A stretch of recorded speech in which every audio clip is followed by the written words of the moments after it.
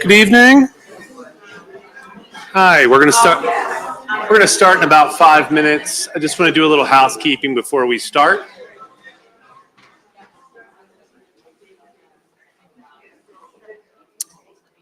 Try it again. Good evening. Good evening. Do a little better. Good evening. Good evening. That's good. That's good. That's good. I like that. We're going to start in about 5 minutes. I just want to do some brief housekeeping. Marita and Abdul will speak for about 45 minutes. Then you'll have an opportunity to ask questions for about 15 minutes. We ask that you direct your questions to that microphone right there, or there'll be a microphone at the end of this aisle. That way that folks at home who are watching on our Facebook and YouTube page can hear your question. If you can't ever make it out to a program, you have that opportunity to watch 90% of our programs live stream on our YouTube and Facebook page. We also archive them there. So please take a look. And if it's a tight Tuesday and you can't make it out, you can always watch online. After the program's over, we're going to bring Marita back to the green room for about 5 minutes. And everyone, if you would like to get your book signed, she'd be happy to sign it for you. So we just ask you to get into line outside. You don't have to buy books because the Browns, who are some of our great donors, we're willing to purchase these books for you tonight. So we want to thank our donors for that. So everybody has a copy of the book. Okay, we'll start in about 3 minutes. Okay.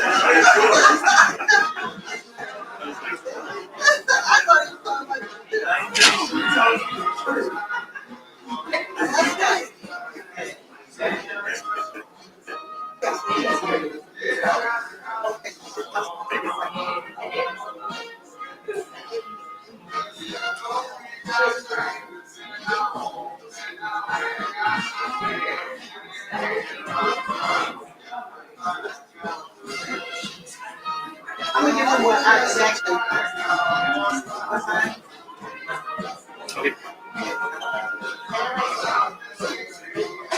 We have like 20 bags.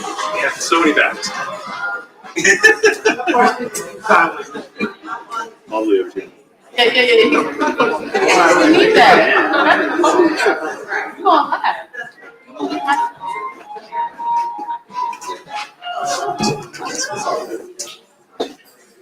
This is also. Oh, yeah.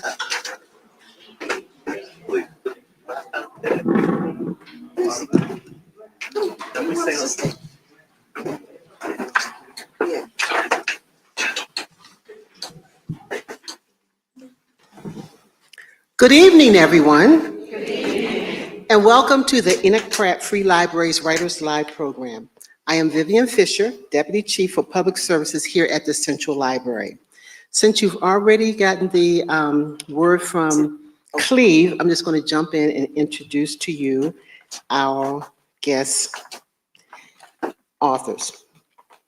Marita Golden is an award-winning novelist, nonfiction writer, professor, and co-founder of the Hurston Wright Foundation, a national organization that serves as a resource center for African-American writers. She has written over 20 works of fiction and nonfiction. Her books include the novels Migrations of the Heart, Saving Our Sons, Don't Play in the Sun, One Woman's Journey Through the Color Complex. Her recent works of nonfiction are The New Black Woman Loves Herself, Has Boundaries, Heals Every Day, a sequel to her book, The Strong Woman, How a Myth Endangers the Physical and Mental Health of Black Women.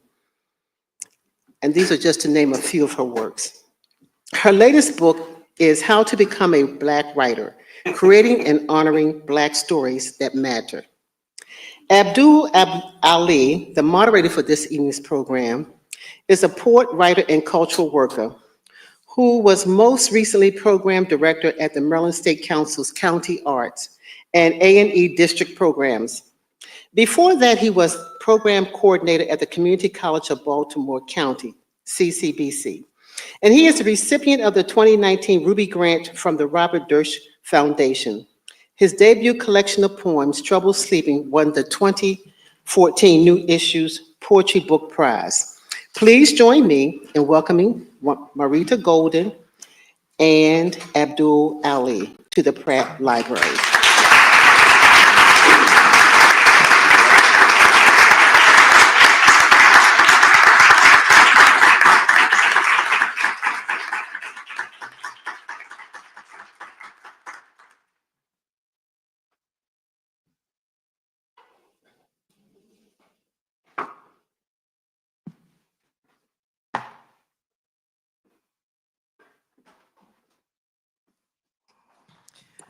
Thank you all for coming out. This is a very special evening for me for a number of reasons, but especially because I'm being interviewed by Abdul Ali, who I consider my bonus son, but who is also an extraordinary writer who I met when he was a student at Howard University. And that's been a while. And I have mentored him, been his friend. He has been my friend. I've learned from him. And I just think it's so wonderful that he is interviewing me tonight when I'm talking about this book about how to become a Black writer. I thought we could open up by my reading a section from the book that deals with how I ended up writing a memoir as my first book. My first book in my plan was to be a novel, but as you will see, it didn't turn out that way. And this is a section where I was living in Nigeria with my first husband, and every summer I would come home to visit family and friends. One summer when I made what had become an annual trip back to the States to visit family and friends, I met with Marsha Ann Gillespie, the editor of Essence, and told her that I was ready to show the novel to an agent. She recommended I contact Carol Mann, who had just opened a literary agency on Manhattan's East Side. I had no idea the day I walked up the winding stairs to Carol's tiny office that we would become friends and that she would be my agent for the next 40 years and remain so. I'd sent Carol the manuscript of the novel, and we met to discuss her thoughts about the book. She was brown-haired with an open, eager gaze. We talked for a while about her company, and then she told me that she was impressed with my writing, but not so certain about the novel. Then she quickly inquired, almost breathlessly, "So tell me about your life in Nigeria." Carol folded her hands on her desk and shifted slightly as though to get more comfortable in her chair.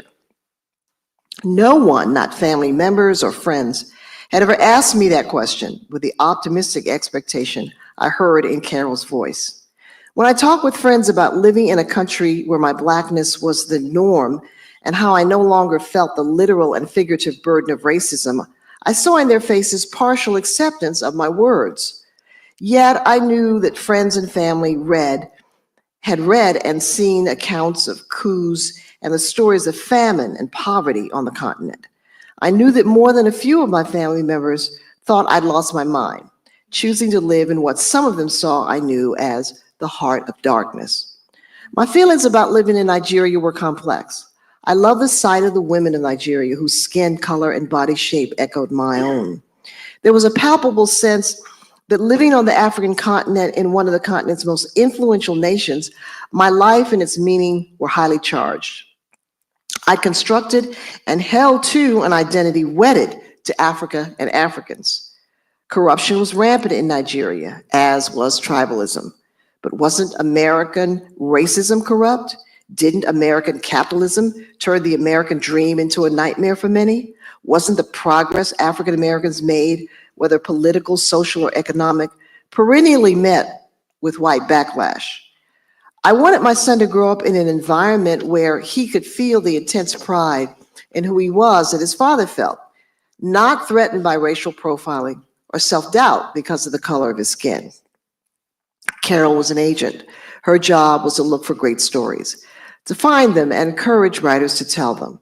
She was not convinced that at that moment, my novel was the great story I had to tell. So I told her about my life in Nigeria, living as a highly educated feminist in a deeply patriarchal society that still circumcised female babies, where there was no concept of a single woman, as a woman's value was entirely related to marriage and motherhood. Of my husband's family, his father, who had had 12 wives, and that some of my husband's family members practiced polygamy. Of my journalism students who were smart and ambitious and hungered to improve their country and to visit America. Of the tremendous creative and intellectual energy I witnessed in so many Nigerians, from women selling meat in the market to boys hawking fruit on the side of the road, to my colleagues at the university, and the twixt and tween lives of Black women married to Nigerians who struggled to honor themselves and who they were, as well as the culture they were now part of. Many of us were feminists, and we had shared with one another our fears of raising girl children in our adopted home. When I finished telling Carol about my life, I felt as though I had met myself for the first time. "Why aren't you writing about that?" she asked gently. I had been so busy living that dramatic, conflict-filled story that I had never assessed it. It was mine to live, not mine to dissect and reimagine, which is what writing requires. "I want to write the novel, not about my life," I told her with a slightly defensive insistence. "All right," she said, "but that's the story you should write. Please, let's stay in touch." I left her office elated and confused. Carol thought I was a good writer, and she wanted to stay in touch with me. But she wanted me to write a story that, finding myself on the sweltering sidewalk outside of her building, I had no idea how to compose and did not want to construct. I'd have to confront the increasing fissures in my marriage, the emotional incompatibility with Femi, the nagging cultural differences I could no longer ignore, and how, as that marriage was spiraling toward dissolution, no one in his family would or could understand my growing anguish and the fear that if I walked away from our union, I would lose my son. When I returned to Nigeria, however, I knew my life there was over. Slowly, day by day, I dreamed of a new existence. I saw my experience as Carol Mann had, realizing that my life contained the elements of a compelling narrative. At the age of 24, I followed my heart and my hopes to another country, became part of a polygamous African family, and became a university professor and mother while grappling with the pressures of cultural differences and the weight of my unaddressed grief in the face of the death of my parents. To the people around me, I was the same woman as before. What was invisible to their eyes was how I had become transformed. Now I was possessed by the lure of writing a complex, dimensional narrative, a narrative about me. I feel this possession many times in the years to come. It is a feeling at once sublime and utterly peaceful. Its whole feels like both a grip and an embrace. Possessed, I have been given a creative mission that feels imperative and that I don't fully understand yet don't question. Ironically, I had wanted to write a story that only I could imagine. I thought that story would be a novel. Instead, it was a memoir. Only in the writing of Migrations of the Heart did I realize how much of our lives we imagine and how much of our lives rival the most satisfying fiction. For a writer, a story branded with their name on it is irresistible and seductive. It is an invitation for which there's only one possible response. I felt myself, my body, my soul, working on an elevated plane. On that level, I made a binding commitment to write my story.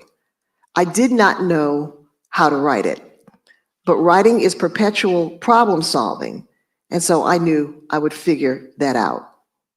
As I was strategizing how to leave my marriage and how to write about it, I became a researcher, interviewing Femi's family members for details of Yoruba culture and life that I would need for the book.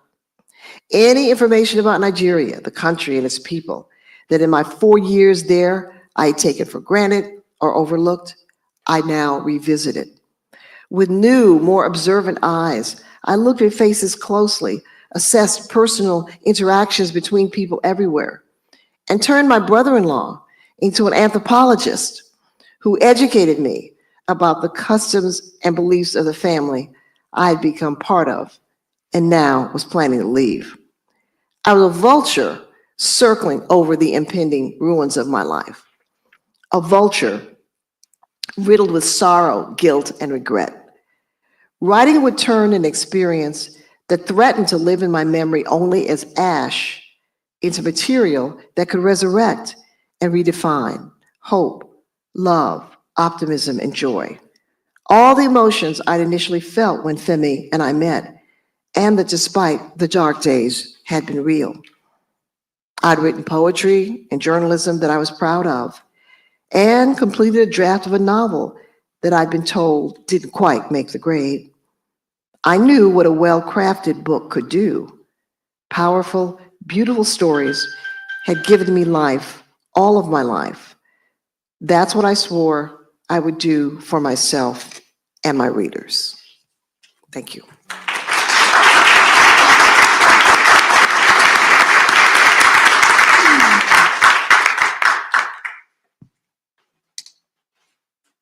That was beautiful. It was like bringing out the appetizer before the cart of food comes. So I'm really happy to be here with you, Marita. My first question is, do you ever pinch yourself and say, damn, I've lived? And before you answer, I'm gonna say why I asked that question. In reading How to Become a Black Writer, it was almost like being in a movie theater, and I saw all these scenes of your life just flicking fast forward from when you were a little girl in Washington, D.C., your mom prophesizing that you would be a writer, the Panthers pursuing you on campus because you made some statements that, may have been disagreeable, moving to New York, partying with the African students. You mean Dancing with Hugh Masekela? Let's yes. get it right now. Let's get it right. Sorry. Excuse me. Was it June Jordan or Audre Lorde who called you? It was Audre Lorde. It was Audre Lorde. But you did interact with June Jordan as well. Yeah. It was just fascinating. I was like, oh my gosh, what a life lived. Do you ever pinch yourself? Hell yeah. In writing the book, which was my first book about my career, I did pinch myself a lot of times. And I like to say that even if you're not interested in reading, in writing, this is a book about a little girl who grew up and all of her dreams came true. And everybody likes a happy ending. And so I really do feel that I have lived a life. And one of the things when I was writing the book, I was trying to imagine who would be the reader for this book. And I sort of imagined a young person, who like me was, maybe in their teens, who wanted to write, but also for an adult. And because I was writing for maybe a younger person, even though the writing is fairly sophisticated, I had to put in history. I put in a lot of social history because writers are not just created by their parents or the school they went to. They're created by the time that they grew up in, the social and political changes. And that was really, really important to me. And so it's kind of a cultural document as well as a deeply personal story. So you mentioned your parents. Can you talk a little bit about mentors? I know that your parents were your first mentors. Well, yeah, I grew up in a home. I grew up in Columbia Heights, Washington, D.C. And my father was a man of great racial pride. He didn't have a lot of formal education, but he read voraciously. And he had read widely in Black and African history. And it's interesting because I told this story at another event, and someone remarked, it's so beautiful to hear about a Black father telling his daughter bedtime stories, because we usually think of the mother as doing that. And my father was not reading these stories. He was telling me about Cleopatra and Frederick Douglass and Sojourner Truth orally. And it's a different thing when you read a book. That's great. But when you're in a darkened room and you're in bed, which is very intimate, and your father is telling you these stories just before you go to sleep by these great heroes who did these great things, you feel that it's coming from his blood. It's coming from his skin. It's coming from everything that makes him a Black man. And so he became my first writing teacher. And my mother told me when I was about 12 that I was going to write a book one day, which was an amazing thing to tell a kid. And I will tell this story. I told this story during the writing workshop, but I think it's worth telling again. My mother was an amazing woman who came up from Greensboro, North Carolina to Washington, D.C. And yes, I grew up on the same street that Gene Toomer, the great writer of the Harlem Renaissance, the same street that he was being raised 4 decades before I was even born. That street is where I was growing up. So my mother told me I was going to be a writer one day. Amazing thing. But my mother was also, like many African Americans, a victim of a belief in colorism. And she told me at one point, you're going to have to get a light-skinned husband for the sake of your children. Because that's what she believed. Many of us have believed that and still believe it today. And that was a wound. But the fact that she had told me that I was going to write a book one day was so amazing that years later, that when I was about 50, I sat down and wrote a book that allowed me to heal from that wound and allowed me to forgive her. So our parents are going to tell us a lot of things. You have to figure out what you're going to listen to. What thing is going to be the one thing that imprints you most. So I had these great parents. They weren't perfect, but they had a powerful impact in making me a writer, in seeing my natural gifts and encouraging them. Absolutely. So you mentioned a few moments ago that you wrote your own happy ending, but I also want you to talk about the pivots before you got to writing your own happy ending. You made lots of pivots throughout your life and your career, and I think that's important for folks to. Well, I think that there's a lot of turning points, in our lives. When I was in college, Nikki Giovanni published one of my poems in an anthology. Turning point. I wrote an article. I had a column in the school newspaper at American University. This was like 72. I had a big afro and looked real serious, power to the people. And Eldridge Cleaver came to campus one evening, and he was talking to the brothers in the audience. And he was saying, he was talking to the brothers and the sisters. And he was saying to the sisters that we needed to use our pussy power to get the brothers in check, to get them in control, to make them do what they needed to do. Now, when he said that, he was referencing the Greek play Lysistrata, a famous Greek play in which to end the Peloponnesian War, the women actually do that. They deny their men sexual favors, and force them to bring peace. Now that's a little different than saying use your pussy power. And I thought that it was sexist, it was stupid. And so I wrote a column in the paper and pretty much said that. And then a couple of weeks later, the Panthers came up to campus looking for me. Now, contextualize this. I agreed with many of the things the Panthers were doing. And most of the violence that really happened with the Panthers was they were killed by COINTELPRO.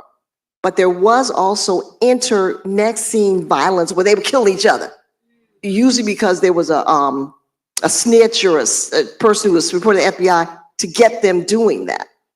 But you didn't want to mess with the Panthers. And so the people in the Soul Corner, you know the Soul Corner, the brothers and sisters in the white campus sit in the Soul Corner at the cafeteria. When the Panthers would come looking for me, nobody knew who I was. Suddenly I just disappeared into thin air. And people have asked me, did you think that, I don't know that I thought they would have physically harmed me. I do know that they would have harassed me verbally, threatened me, and I didn't think I needed to deal with that. I didn't want to deal with that. Why tempt fate? And so I went, underground, but I learned that's another turning point. I learned that writing is serious business, and that when you make an opinion, it can ruffle some feathers. But actually, it made me want to write more. It didn't scare me. I said, wow, this is serious. So I want to do more of this. So that was, an important to me. And then living in New York, being young, gifted, and Black in the 70s, going to the famous bookstore, Mishaw's bookstore on 125th Street in Lenox, where Malcolm X would deliver his talks. Of course, by that time, had passed. And going into these stores and seeing June Jordan, seeing Audre Lorde, and becoming a writer, coming into my identity at a point when the society was opening up, unlike what we're experiencing now with the society closing down. So I think a turning point is where you choose to live. As a writer, what city, are you going to go to? What school are you going to go to? So I was there at Columbia University, and I was learning how to be a reporter and how to go out and cover the same stories that real reporters covered. And it was an amazing time. And I started writing for Essence, early days, interviewed Toni Morrison about an article on feminism. So I was very hungry. I was very ambitious. And I sort of I went to a club one night and saw Pharoah Sanders, the great jazz saxophonist. And then after he finished his set, I went backstage and asked if I could interview him. And 2 weeks later, I'm sitting in his house interviewing Pharoah Sanders. So I had a hunger to achieve. And you weren't shy. No. That's how you become a Black writer, right? Oh, goodness. Can you talk a bit about, I love the last chapter. I love all the chapters, but writing as both a calling and a career. Can you say some words about, do we experience them both at the same time? Do we alternate? Or do we kind of move back and forth between the two? Well, I think that, over the years, I've come to understand that writing is a deeply spiritual endeavor. It's very mysterious. Where do the stories come from? Of all the people that could have given this story, why did God choose you? So there's a lot that we don't know. And as we write the stories, we grow into knowing. And then there's still stuff that we don't know. So at different points, my life has been both a career and a calling. But pretty much now I would think that it's a calling. And I write in the book about a very challenging point in my life. I had done a couple of novels. I had started with Clyde McIlvaine, the Hurston Wright Foundation. And yet, because I had a toxic definition of what success looked like, I was in a great deal of pain. I had the idea that you could only be successful as a writer if you were number one on the bestseller list, if you won a Pulitzer, if you sold gazillion copies. And despite the fact that I had started an organization that did nothing but create opportunities for Black writers, I felt myself in competition with many of those other Black writers. And what happened was, Oh, wow. my novel, Long Distance Life, was published in '89 and got rave reviews, front page, rave review. It was on the bestseller list in Washington Post.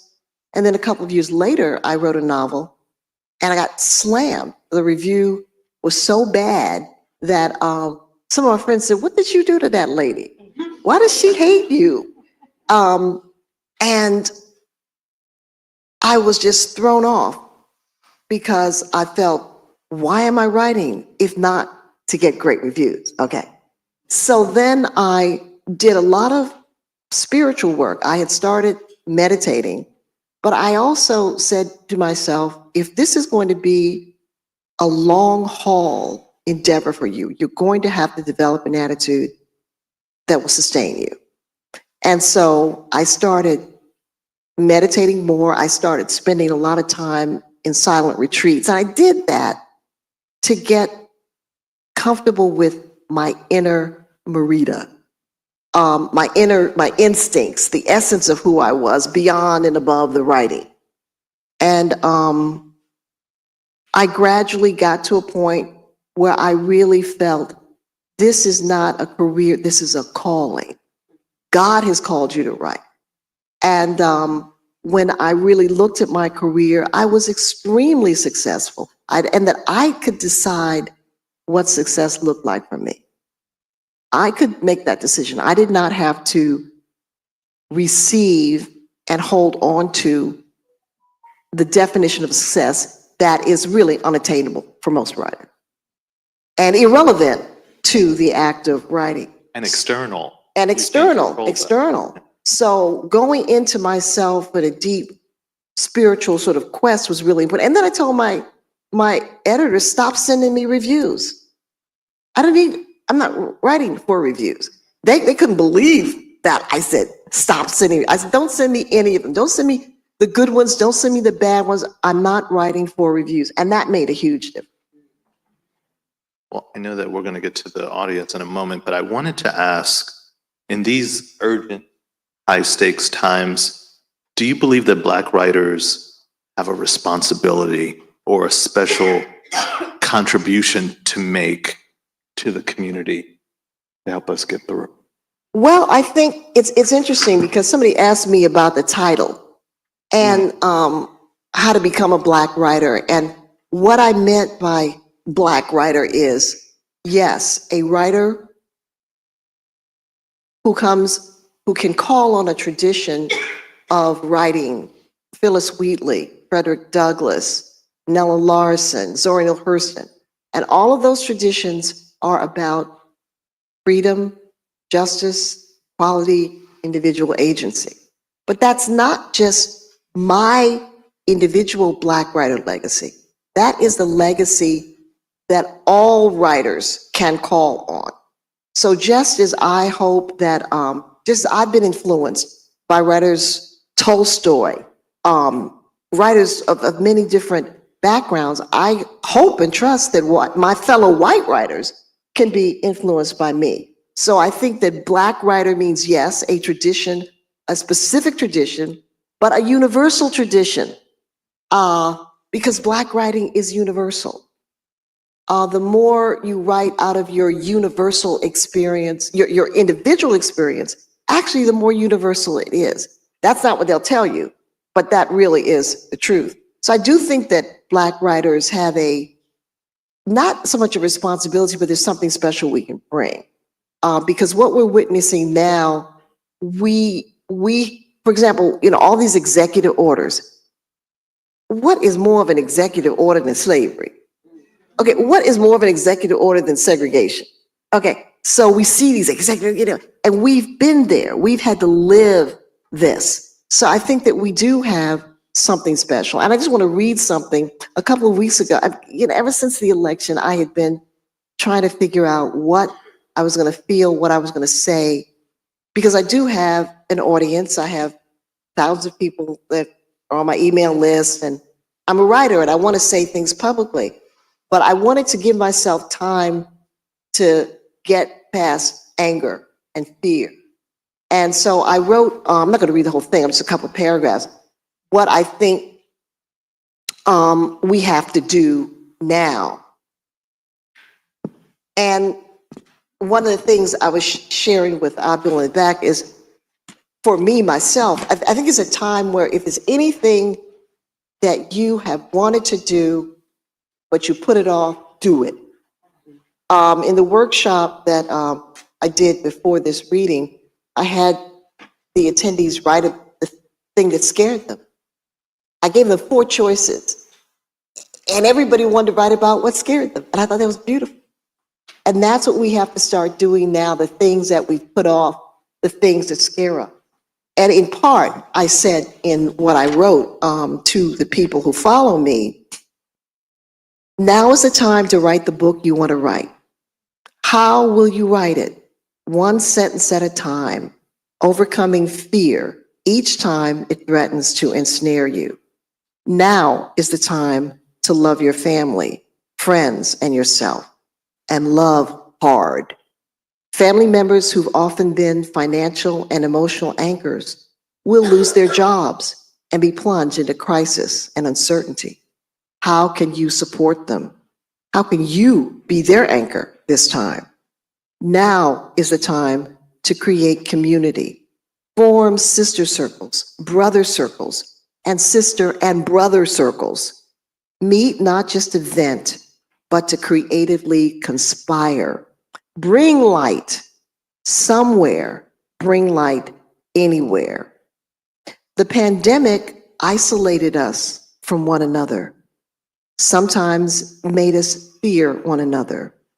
Then came the vaccine. This time we are left to create our own vaccine. Let's inoculate our spirits with vision, resilience, and light. And so I think that we have to dismantle this thing that has taken over the society, but in our own individual lives, we can do important things.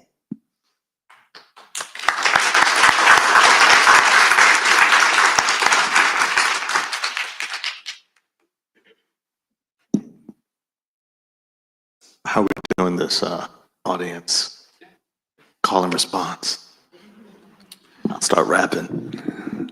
So we've got 20 minutes for your questions. Again, if you have a question for Marita or Abdul, if you could bring your question to the mic over here, where Sean's bringing out, or the mic right here. I'm going to start very quickly with a question from our online audience while folks come up to the mics here. Marita, how has your writing habits changed over the years? How have my writing habits changed over the years? Well, at this point in my life, when I'm working on a project, I write 1 hour a day. Usually I'll write 4 or 5 days a week, and I write for 1 hour. When I was younger, I was teaching at the university, and I would sort of fix my schedule so that I would teach 2 days or 3 days, and I'd have these days where I could write for 4 or 5 hours. But I found that writing for 1 hour is extremely effective because I'm very focused. I don't have to feel like I have to finish everything. And because I only have 1 hour, actually I get probably more done than if I had 3 hours. So I write regularly when I'm working on a project, but that 1 hour is very, very productive. I'm going to go to another question from the online audience, but I know there were people here from the writing workshop, and I know they have questions. So please, What did we talk about? Not fearing something? Don't fear us. Marita, was there a specific writer who changed your thoughts on craft? Well, before I was even writing, I was a high school student and I read War and Peace, 1,300 pages of a masterpiece. And it just astonished me that a novel could be philosophy, could be religion, could be romance, could be family, could be war. And it was just so amazing that, one, it made me want to write. It showed me how magnificent writing could be. And then I read everything I could about Tolstoy's life. And the two books that for a long time I reread periodically were War and Peace and Their Eyes Are Watching God. Question over here. Hi, I'm curious, because I know of the time you grew up in, computers weren't around. So you probably either wrote longhand or typewriter. Which one and what do you do now? Yeah, I wrote longhand and I still write longhand. There have been studies that have shown that when you write longhand, the writing that is produced is of a different and deeper quality than typing on a typewriter or on a computer. And it has something to do with the connection between the brain and the physical body and how words and language come through. So my handwriting's so bad now, I couldn't read it. But there was a time when I could read it. And I loved writing in longhand. And then, of course, but the problem, then you got to type it up, Yeah. But the great thing is what I would do is I would write it in longhand.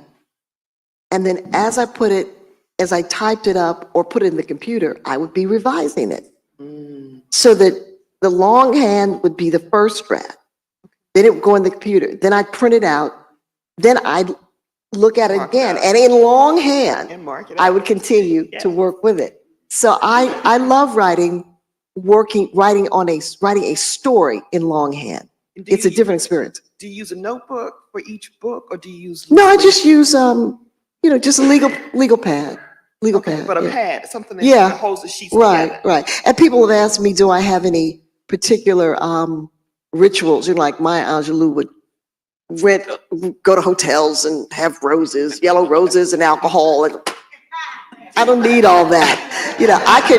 I can write on the bus. I can write I can write wherever. I can write in the doctor's office waiting to be called in. Because if I'm possessed by a project, I know I have to put in the hours. If I've said I'm going to write 5 hours a week, I have to put it in. And if I can't do it at my assigned time, like 8 a.m, well, I have to get a half hour in the doctor's office and a half hour somewhere else, but I have to get it done.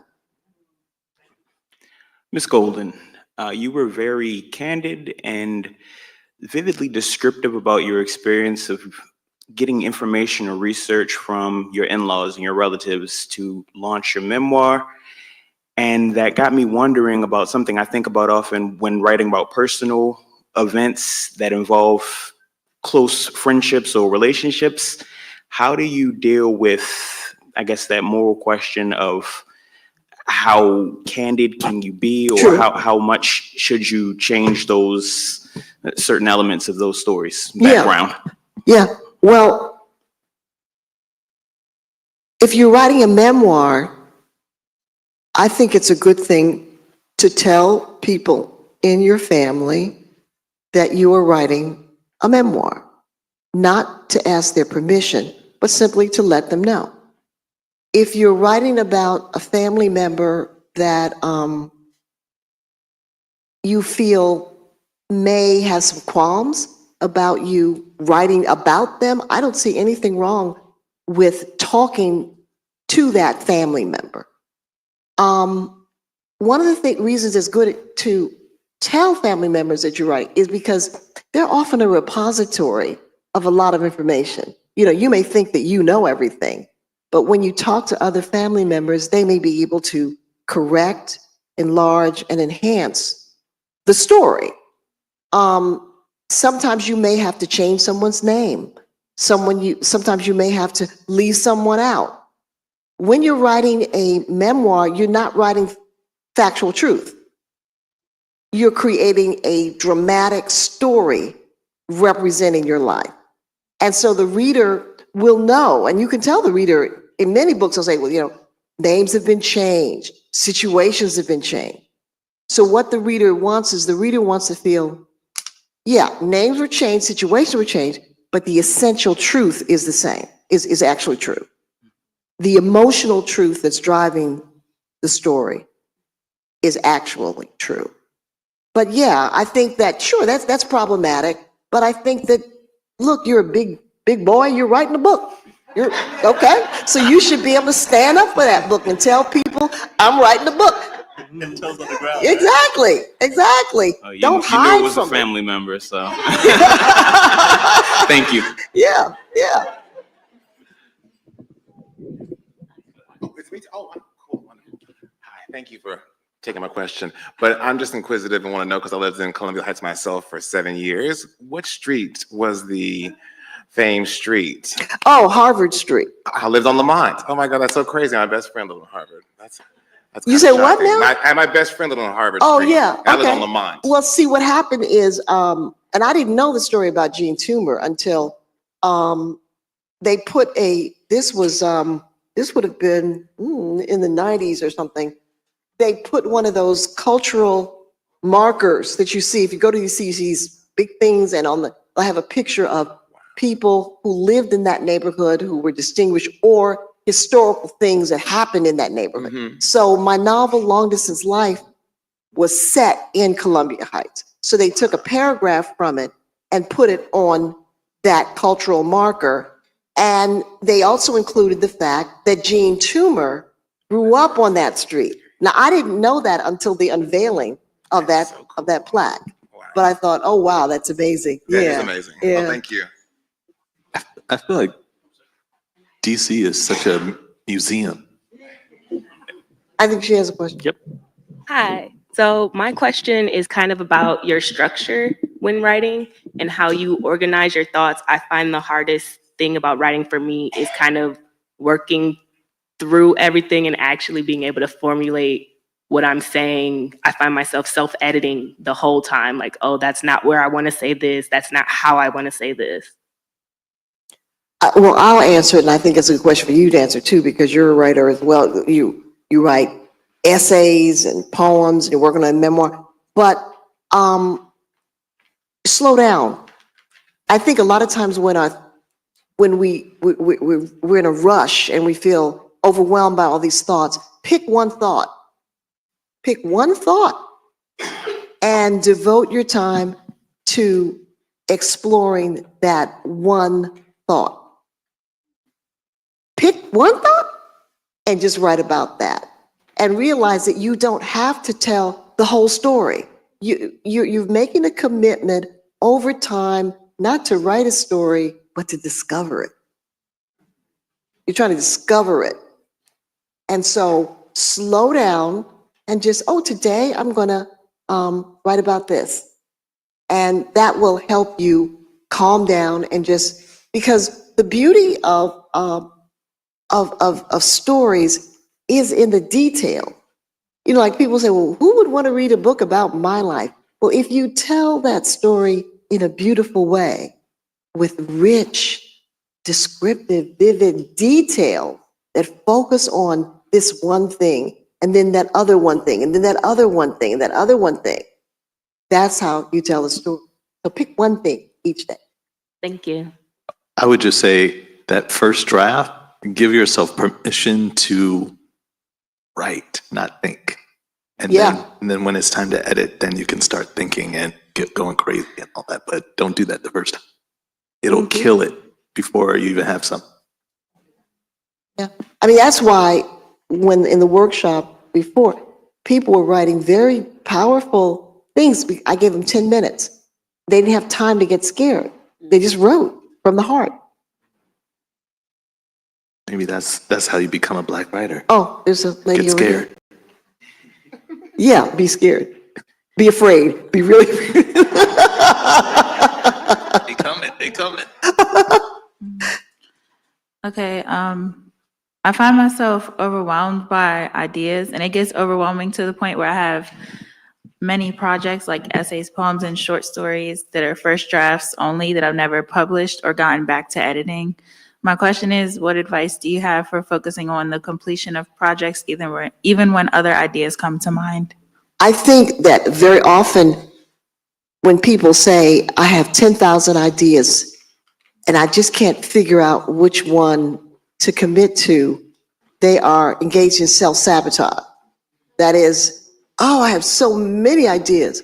I couldn't choose which one, meaning I don't have to write. So if I can't choose one, I don't have to write. And I just tell people one thing: what's the one subject that scares you to death? That is what you need to write about. The one idea that scares you, because that is the idea, that is the storyline that you have the most to learn from, and that will bring the most out of you as a writer. And it may seem counterintuitive to go towards the thing that frightens you, but for the writer, that's where we expect the writer to go. So if I were to ask you right now, what would the story of all these stories you got going on, what would that be? I would say, and then just grab my book. I can't hear what you're saying. I would say, and then grab my book and just read something randomly. No. No. You said you had a million story ideas and you can't commit to one. And I just asked you a question, which one scared you? I have an idea of writing a book of short stories and poems, like in one novel. Okay. And I don't know how I would even start doing that, Okay, 'cause a I never collection of published short anything. stories and poems, and you don't know how to do that. Well, how you learn to do that is you start writing on it, right? He's a poet and an essayist, so you got to start it. But that idea sounds great to me. Doesn't it sound great to you? The idea of putting poetry and stories together? So the fact you use the fact that it scares you as adrenaline. Fear is fuel. Thank you.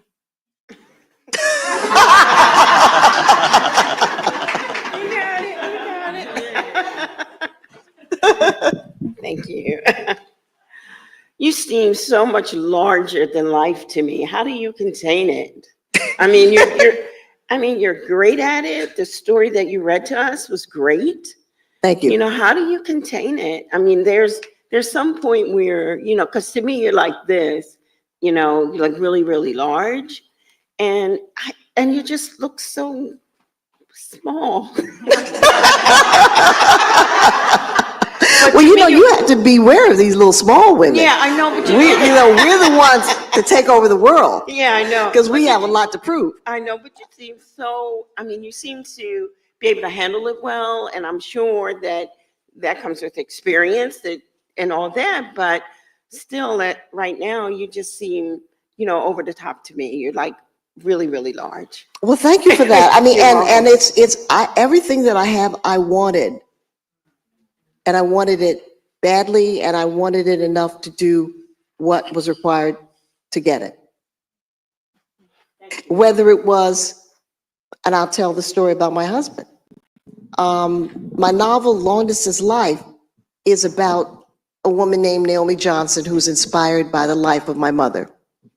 I wanted to write a novel sort of dealing with the drug thing in DC, but I also wanted to write a historical novel.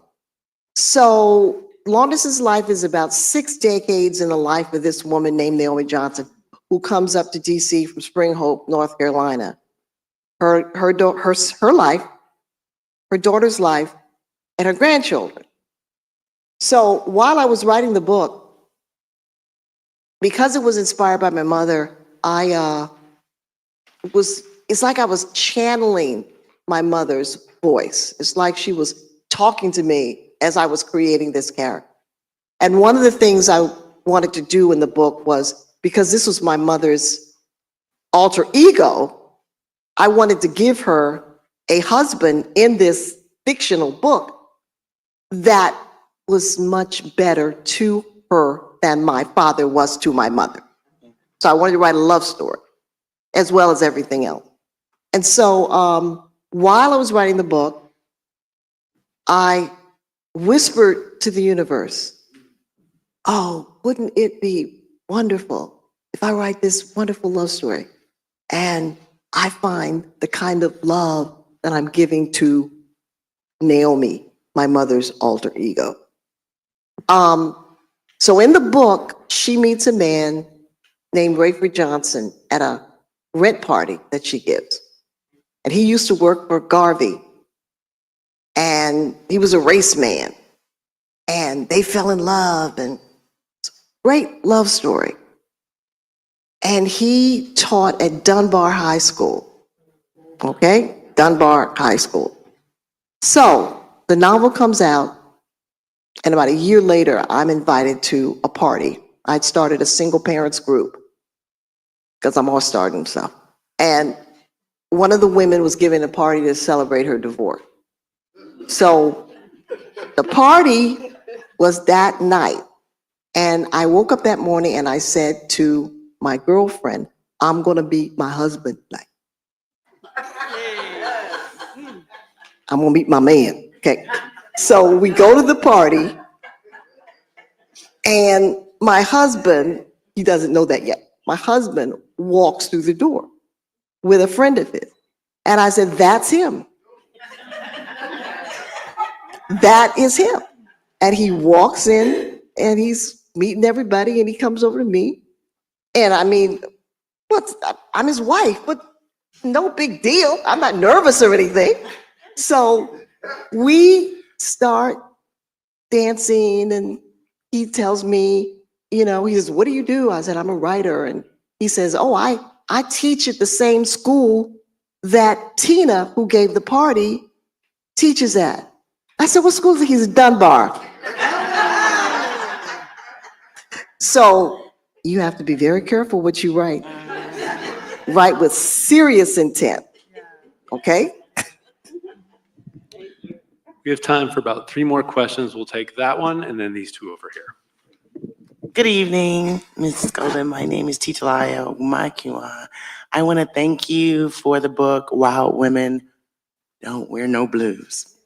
And I read that in close to 30, I guess, and it really helped me become comfortable with a lot of the decisions I had made, ways that I had felt, and comfortable with defining me as a woman.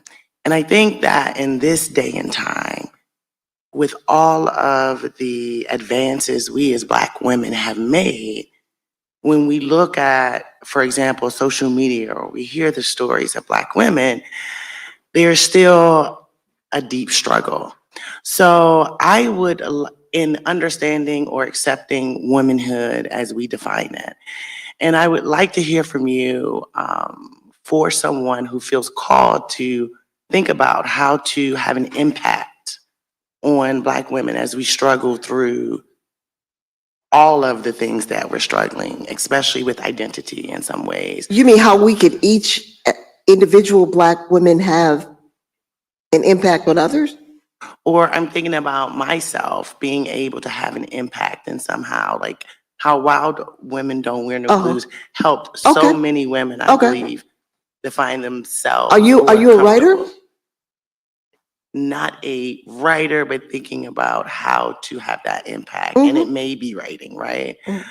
If you can speak to where that came from, how that came together, and in this day and time, how you would advise someone trying to have that same type of impact? Well, I think that you have to figure out what is your mission. What is the work that gives you your passion? Is it dance? Is it culinary arts? Is it writing? Is it broadcasting? You want to work from your passion, because once you have a passion, you are on fire, and you will set fire to the people around you. And so find out what the thing is that brings you joy, that brings you happiness. And that will be the light that I talked about when I was reading from that little essay I wrote. Find your passion. And also, I think it's important to honor the quest for mental health. That's something we don't talk about a lot, but going into therapy a number of times helped me enormously. It prepared me for my husband, okay? Because there's things I had to work through. So find your joy, find your passion, and stay mentally healthy. It's not going to the therapist one time.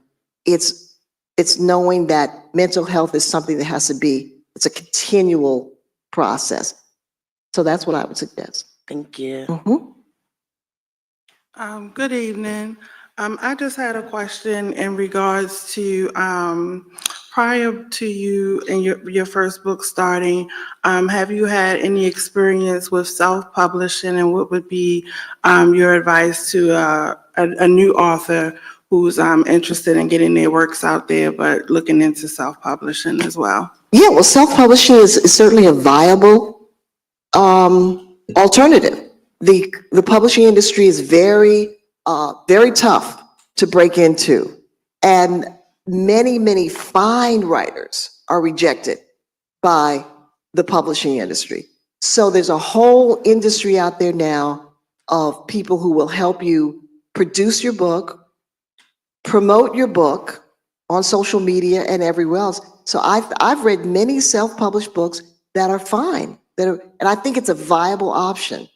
So I would say if that's, and one thing about self-publishing, you control it. You don't have to have an editor say, well, why don't you make him why don't you make that man a woman? Why don't you move from Arkansas to New York? You can write the story you want to write. So I think self-publishing is certainly viable. I mean, there was a point where I thought I was going to have to self-publish one of my last books because my publishers were giving me some grief, but I didn't. So I think that's viable, definitely. Thank you. This is our last question for the evening. So what do you do when you're backed up on your writing? Like you keep writing the same thing to the point where maybe it even annoys you, it's repetitive, or when you get to a point where you seem to not be able to write anything at all? When you're writing the same thing over and over again? Yeah, let's say you write it, but you can't get over it. So you rewrite it differently, and then you rewrite it differently. And it's like your mind can't just move off of it. So it keeps repeating itself, and you keep landing in the same spot. Like even if you try to write something else, you go right back down the same road. Are you in communication with other people about what you're writing? No. Okay. So I think it's important to have a community of people. You don't need a huge community, but one or two people who you trust, who you think are intelligent, who are creative, and who respect you. And it's important to be in dialogue. I mean, my editors are really important in my work. I mean, I'll write this thing and I think, oh, I'm finished. No, you're not. So it's really, so that will take you out of your head. So that when you get the insight of other people, that will open you up, I think. That's really important. Got it. Thank you. And journaling also is good. Please help me thank this evening's moderator, Abdul Ali. Thank you. And this evening's author, Marita Golden.